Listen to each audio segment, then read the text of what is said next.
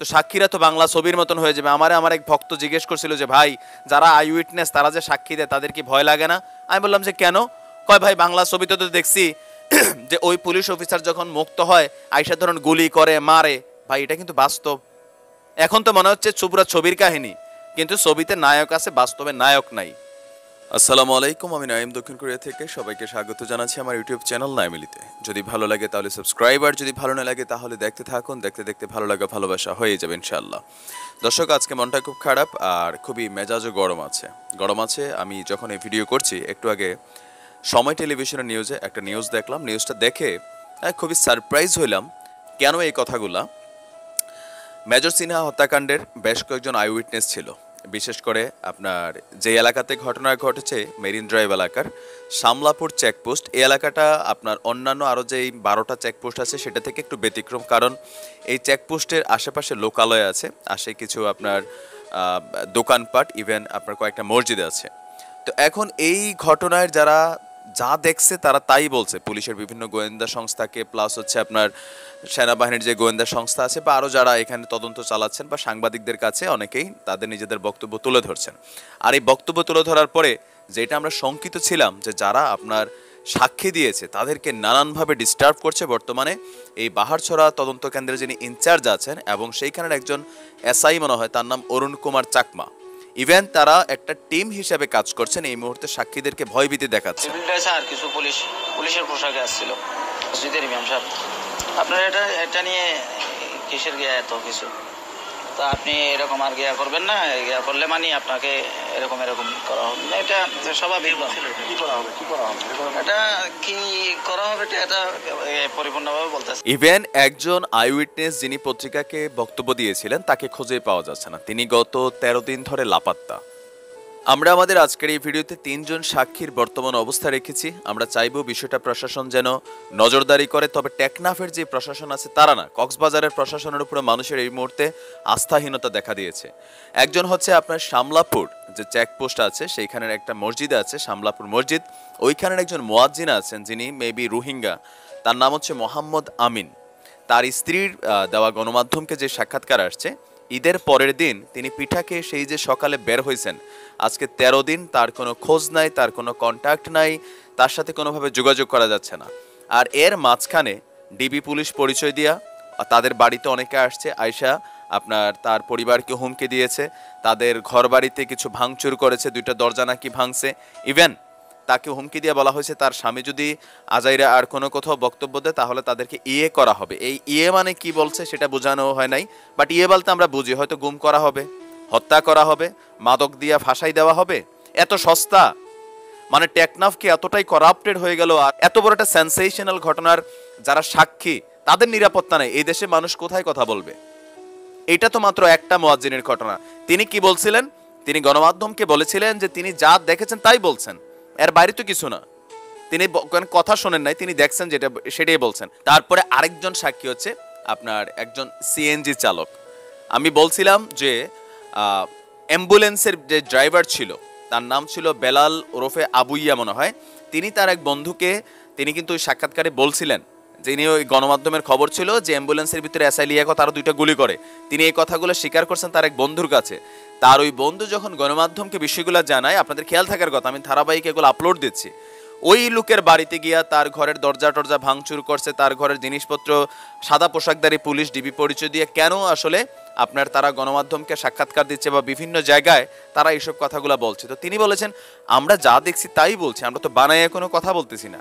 পাশাপাশি আরও একজন মসজিদের ইমাম, বাইতুন্নুর জামে মসজিদের ইমাম মোহাম্মদ শহীদুল ইসলাম, তিনি ওইখানের খতিব এবং ইমাম সাহেব, তিনিও আপনার গণমাধ্যমকে যেই সাক্ষাৎকারটা দিয়েছিলেন যে তিনি তার মসজিদের ছাদের উপরে মেবি তিনি দেখেছিলেন হত্যাকাণ্ডের সময় যে সিনহা সাহেব গাড়ি থেকে 2 হাত উঁচু করে বের হলেন, এরপরে এসআই লিয়াকত কয়েকটা গুলি করলো, এরপরে পড়ে গেল, এরপরে ওই যে ওসি প্রদীপ আসলো, তিনি যা দেখছেন তাই বলছেন। এখন এই সত্য বলাটা মানে এখন কি অপরাধ হয়ে গেল? পুলিশ কি তাহলে সরকারি পোশাকের ভিতরে টেকনাফ থানার যে পুলিশ আছে, বাহারছড়া থানার যে পুলিশরা আছে, তারা কি মানে সরকারি পোশাকের ভিতরে গুন্ডা এত সস্তা?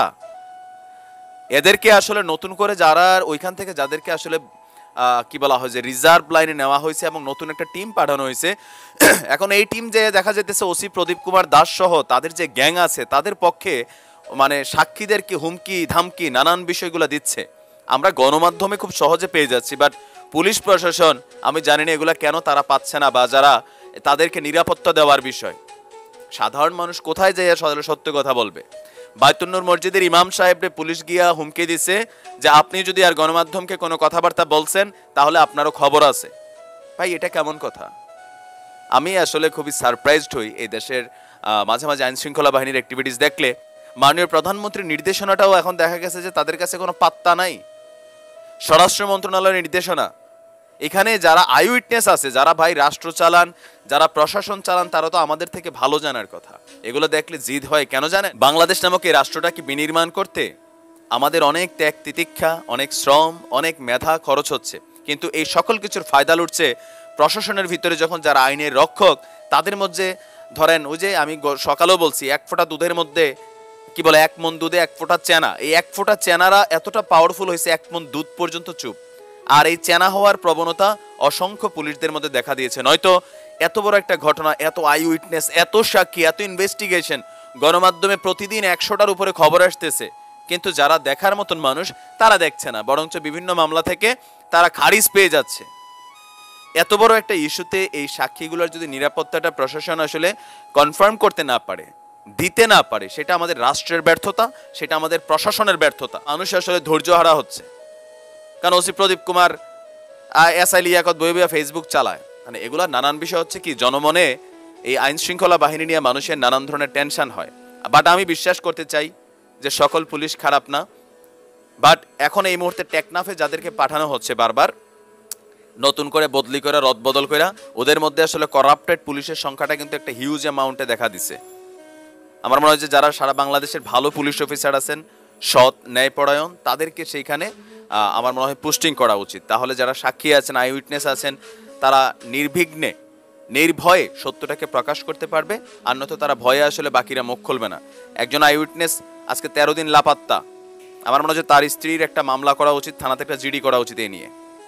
তো যাই হোক, বিদায় নিব।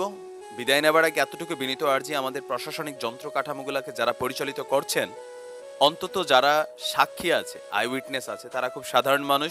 এটা কোনো পলিটিক্যাল মামলা না যে আওয়ামী লীগ, বিএনপি, শিবির, জাতীয় পার্টি দমন নিপীড়ন বিষয়গুলো কাজ করবে। এটা একটা সেন্সেশনাল ইস্যু। পুলিশ আমাদের, সেনাবাহিনী আমাদের, বাট তাদের মধ্যে যারা অল্প সংখ্যক কিছু করাপ্টেড মানুষ আছেন, যারা এই প্রশাসনিক যন্ত্রগুলোকে ব্যবহার করে নিজেদের ব্যক্তিগত ফায়দা লুটছেন, ওই বাহিনীগুলারই বদনাম করছেন, তাদেরকে যেন কোনো রকমে ছাড় দেওয়া না হয়। আর যারা এই বিষয়গুলোকে আমাদের সামনে নিয়ে আসছে, সেই সাক্ষীগুলা, তাদেরকে যেন সার্বিক সহযোগিতা করা হয়, তাদের নিরাপত্তার বিষয়টাকে যেন মাস্ট বি দেখা হয়। তাদের বাড়িঘরে তাদের স্ত্রীরা আছে, সন্তানরা আছে, বাবা মা আছে, ওইখানে গিয়ে যখন ভয়ভীতি দেখায়, তখন ভাই আসলে কে মুখ খুলবে? তাহলে কি মানে গণমাধ্যমে এসে এসে মুখ খুলতে হবে? এখন কি ফেসবুক আর ইউটিউবের মাধ্যমে কি বিচার ব্যবস্থা পরিচালিত করতে হবে? বাহারছড়া কেন্দ্রের সেই অরুণ কুমার চাকমা, তারা নাকি ফোন করা হয়েছে, সে ধরছে না। তারপর বাহারছড়া কেন্দ্রের যে ইনচার্জ আছেন, তারও নাকি মোবাইলে পাওয়া যাচ্ছে না। কেন যাচ্ছে না? আর আজ এই পর্যন্তই। ভালো থাকুন, সুস্থ থাকুন। আসসালামু আলাইকুম রহমতুল্লাহ।